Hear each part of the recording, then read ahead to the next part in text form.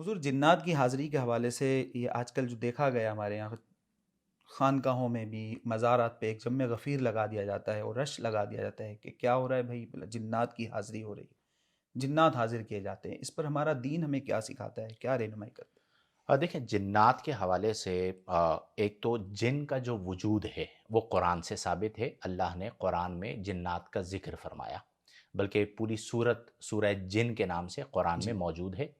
اور کچھ ایسے واقعات ہوتے ہیں کہ جہاں پر واقعتاً کسی انسان پر جن کی حاضری ہو جاتی ہے۔ ہمارے معاشرے کے اندر اب لوگوں نے اس چیز کو تماشا بنا لیا ہے، نمبر ون۔ نمبر ٹو یہ ہے کہ جنات کی حاضری لگوانا یہ اپنے ولی اور اپنے کامل ہونے کی علامت بنا لی گئی ہے، جی جس پر یعنی جہاں پر کوئی ایسا عامل ہو جو جن حاضر کر لیتا ہو تو اسے بہت بڑا عامل اور کامل سمجھا جاتا ہے۔ جی جہاں تک میرا مشاہدہ ہے اس حوالے سے، اس میں ایک تو یہ ہے کہ جہاں پر جنات کی حاضری کے کیسز ہوتے ہیں ان میں 90% نفسیاتی کیسز ہوتے ہیں۔ وہ انفیکٹ جن کی حاضری نہیں ہوتی بلکہ لاشعوری طور پر وہ اس کیفیت میں چلے جاتے ہیں۔ اور بعض عاملین ایسے ہوتے ہیں کہ جو اپنے تابع جنات کو اس کام کے لیے استعمال کرتے ہیں۔ یعنی آپ اسے یوں سمجھیے کہ کچھ لوگوں نے اسے دھندا بنا لیا ہے جی جی اور جی مال کمانے کا ذریعہ بنا لیا ہے، ایگزیکٹلی۔ تو وہ اسی ذریعے سے مال کماتے ہیں اور لوگوں کو بیوقوف بناتے ہیں۔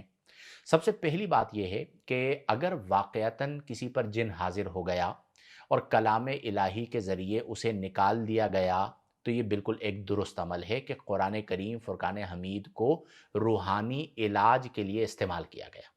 لیکن اگر کوئی اسے تماشا بنا لیتا ہے، پردے کا اہتمام نہیں ہوتا، اچھا اکثر آپ نے یہ دیکھا ہوگا کہ حاضریاں خواتین پر زیادہ لگتی ہیں۔ جی ہاں، یعنی مرد پر جن حاضر ہو یہ واقعات آپ کو کم نظر آئیں کم گے، نظر آتے اور خواتین پر جن حاضر ہو آپ کو یہ واقعات بہت زیادہ نظر آئیں گے۔ اس کی وجہ کیا ہے؟ جو میں نے آپ کو بتایا کہ 90% لوگ نفسیاتی ہو چکے ہوتے ہیں، تو شعوری طور پر یا ذہنی طور پر چونکہ خواتین اتنی مضبوط نہیں ہوتی جتنے مرد مضبوط ہوتے ہیں، تو اسی لیے ان پر وہ کیفیت جلدی بن جاتی ہے۔ ہیں۔ جی المختصر یہ ہے کہ اس طرح تماشا لگانا، حاضری لگانا، اسے دھندا بنانا، اس سے پیسہ کمانا اور لوگوں کو بیوقوف بنانا یہ شرعی طور پر درست نہیں ہے۔ نہیں۔ اب ہمارے یہاں بعض مزارات ہیں، ان مزارات پر خواتین کو لے جایا جاتا ہے جی اندرون سندھ، جی ہاں، اور پھر وہاں پر حاضری لگتی ہے اور بے پردگی کے معاملات ہوتے ہیں۔ اب شرعی طور پر خواتین کا مزارات پر جانا ہی ناجائز ہے، ویسے ہی حاضری دینے کے لیے جانا بھی ناجائز ہے۔ ناجائز ہے، تو اب وہاں پر جا کر اس طرح کا تماشا لگانا ایگزیکٹلی، یہ بے تو پردگی ہونا۔ تعلیمات اسلام کے بھی خلاف ہے اور تعلیمات اولیاء کے بھی خلاف ہے۔ تو ہمیں اس طرف نہیں جانا چاہیے، اور یہ مردوں کی ذمہ داری بنتی ہے کہ وہ اپنے گھر کی خواتین کو اسلام کے قریب رکھیں، لیکن جاہل اور دو نمبر عاملین سے بچائیں۔ وہ مال کا بھی نقصان کرتے ہیں، اور کئی ایسے واقعات آپ کو پتہ ہے، یہ جی ہاں رپورٹ ہوتے ہیں ہمارے جی ملک ہاں جی ہاں، پاکستان میں، کہ جہاں پر عزتیں بھی داؤ پر لگ جاتی ہیں۔ اور اللہ اگر حافظ۔ اس طرح کا کوئی کیس ہو تو میں مشورہ لوگوں کو یہ دیتا ہوں کہ کسی سائیکیٹرسٹ سے اپنا علاج کروائیں۔ ٹھیک۔ نفسیاتی ڈاکٹر جو ہے وہ آپ کے لیے بہت اہم ہے۔ بالفرض کسی کے ساتھ جن کی حاضری کا مسئلہ ہو بھی تو بھی وہ علاج روحانی کے بعد کسی سائیکیٹرسٹ سے اپنا علاج ضرور کروائے، تاکہ ذہنی طور پر وہ تمام چیزیں جو اس کے لاشعور میں بیٹھ چکی ہیں انہیں ختم کیا جا سکے۔